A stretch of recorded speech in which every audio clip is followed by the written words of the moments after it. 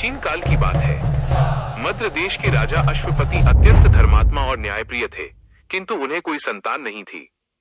वर्षों तक उन्होंने देवी सावित्री की कठोर तपस्या की। उनकी तपस्या से प्रसन्न होकर देवी सावित्री ने उन्हें कन्या रूप में जन्म लेने का वरदान दिया। कुछ समय बाद रानी मालवती ने एक तेजस्वी कन्या को जन्म दिया। देवी के वरदान से उत्पन्न होने के कारण उसका नाम सावित्री रखा गया। सावित्री बचपन से ही असाधारण बुद्धि, सौंदर्य और संस्कारों से युक्त थी। जब वह विवाह योग्य हुई तो राजा ने स्वयं उसे योग्य वर चुनने की अनुमति दी। राजकुमारी ने अनेक देशों की यात्रा की और अंततः शाल्व वन में रहने वाले एक वनवासी राजकुमार सत्यवान को अपने पति रूप में चुना। सत्यवान धर्मपरायण, परिश्रमी और माता पिता का सेवक था। जब सावित्री ने अपने चयन की बात पिता को बताई, तब महर्षि नारद वहां आए। उन्होंने राजा को चेतावनी दी कि सत्यवान के भाग्य में केवल 1 वर्ष का जीवन शेष है। राजा अश्वपति ने सावित्री को समझाया कि वह अपना निर्णय बदल ले, किंतु सावित्री ने दृढ़ स्वर में कहा, एक बार जिसे मैंने पति मान लिया, उसे बदलना मेरे धर्म के विरुद्ध है। विवाह हो गया।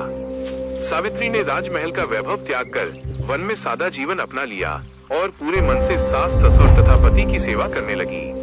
समय बीतता गया और वो भयावह दिन निकट आ गया जब सत्यवान की मृत्यु निश्चित थी। उस दिन सावित्री ने व्रत रखा और सत्यवान के साथ वन गई।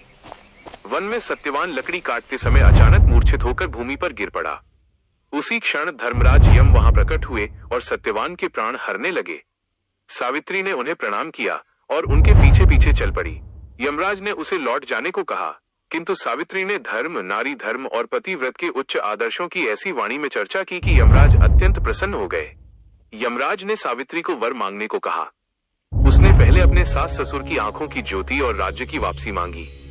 दूसरे वर में उसने अपने पिता के लिए संतान मांगी। अंत में यमराज ने अनजाने में उसे 100 पुत्रों का वर दे दिया। तब सावित्री ने विनम्रता से कहा, पुत्र तो मुझे अपने पति सत्यवान से ही प्राप्त होंगे। धर्मराज मुस्कुरा उठे। उन्होंने सावित्री की बुद्धि, निष्ठा और पतिव्रत धर्म से प्रसन्न होकर सत्यवान के प्राण लौटा दिए। सत्यवान जीवित हो उठा, मानो गहरी नींद से जागा हो। वनवासी माता पिता को उनका पुत्र सकुशल मिला, राज्य पुनः प्राप्त हुआ और सावित्री सत्यवान ने दीर्घ, सुखी और धर्ममय जीवन जिया। यह कथा सिखाती है कि सत्य, निष्ठा, बुद्धि और दृढ़ संकल्प के आगे स्वयं मृत्यु भी पराजित हो जाती है।